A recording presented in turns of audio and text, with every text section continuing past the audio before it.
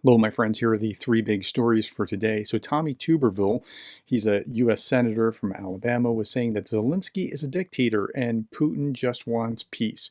So, he was saying that. And who is Tommy Tuberville? Well, he was a football coach at Auburn, which is one of the big state schools in Alabama. And so, he became popular by being a football coach, and then he had name recognition and people elected him. It's like kind of being on The Apprentice and then becoming president, but from being a football coach to there. Now, I don't know what's going on or why his staff are informing him the way that they are, but Senator Lindsey Graham says that a fellow Republican, Senator Tommy Tuberville, is an outlier on Putin and Ukraine. And here's what he had to say about Tuberville. Senator Tuberville's analysis really misses what Putin is all about, Graham, a South Carolina Republican, said on Face the Nation. He's an outlier, I think, in the Republican Party. I like him personally.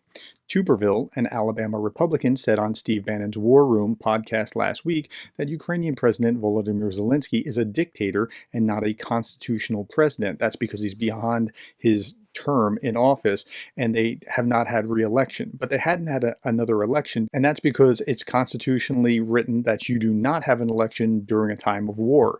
Okay, so he's not a dictator, and this is not a constitutional president. It's nonsense. While suggesting that the U.S. shouldn't be backing him and downplaying Russian President Vladimir Putin's intentions on Ukraine. He doesn't want Ukraine, that's Putin, and he doesn't want Europe. Tuberville said of Putin, he's got enough of his own land. He just wants to make sure that he does not have the United States weapons in Ukraine pointing at Moscow. And that sounds reasonable unless you understand who Putin actually is. Graham said Tuberville's comments represent him and him alone, not the GOP at large, and I think that's fair. There's a minority, and it's a reasonably sizable minority, about 30% of the Republicans in the Senate who do not support Ukraine, and Tuberville is one of them. But Tuberville is just spouting pro-Russian talking points, and nobody is checking him. I just don't understand what his staff is doing. If you spend 15 minutes studying Putin and what he wants, Graham says, he wants to recreate the Russian Empire. He's not going to stop in Ukraine, Graham said. It's not about NATO. It's not about American weapons in Ukraine. It's about a megalomaniac wanting to create the Russian Empire by force of arms. If you don't stop him, there goes Taiwan. And that's what Graham, who's a South Carolina Republican, emphasized on why it's important to back Ukraine. Okay, next story. Biden gets it. I mean, he was a little off on his facts, but he gets the idea. Biden says Putin is not a decent man. He's a dictator. And this was in CNN. I've known Putin for over 40 years. He's concerned me for 40 years, Biden told ABC News' David Muir. He's not a decent man. He's a dictator, and he's struggling to make sure that he holds his country together while still keeping this assault going. We're not talking about giving Ukraine weapons to strike Moscow, to strike the Kremlin, to strike. It's just across the border where they're receiving significant fire from conventional weapons used by the Russians to go into Ukraine to kill Ukrainians. The president said, appearing to exaggerate. Now, remember, this is CNN. This isn't Fox News.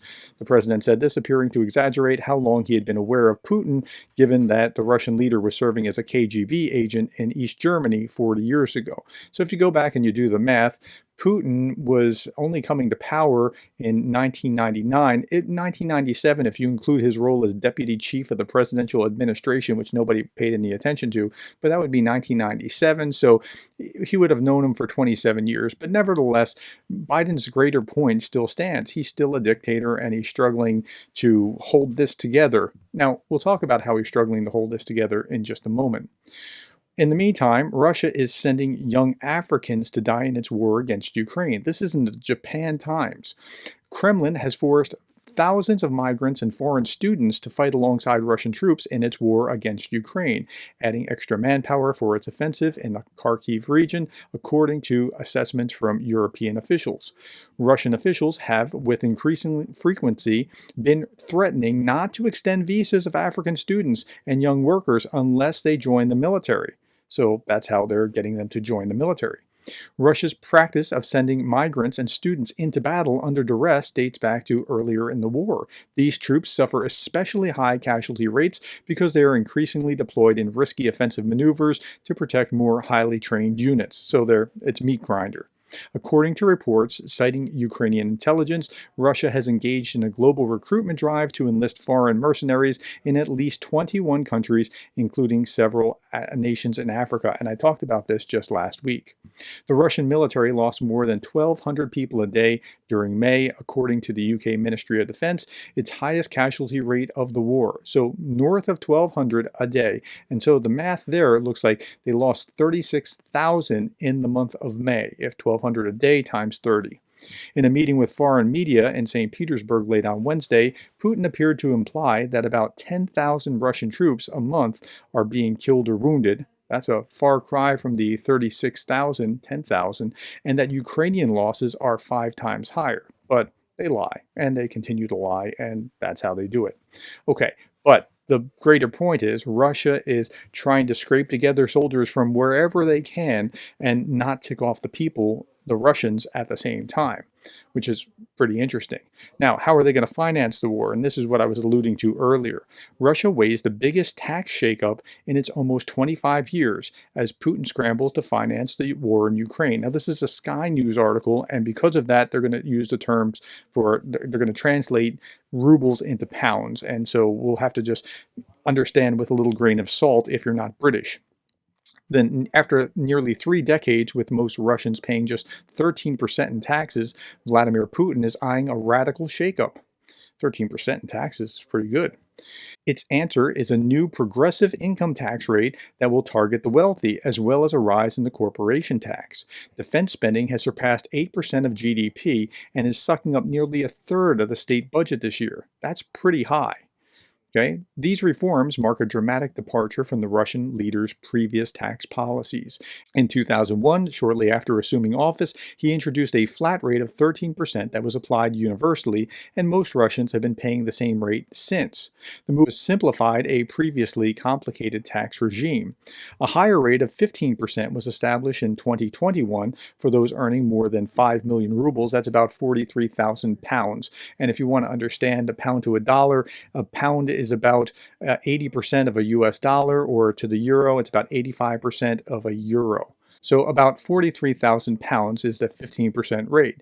Now the finance ministry wants to lower the threshold for the 15% rate, so it applies to annual incomes from 2.4, that's around 20,800 pounds, let's say about 25,000 US dollars, roughly somewhere, something like that, to 5 million rubles, and introduce more bands above that.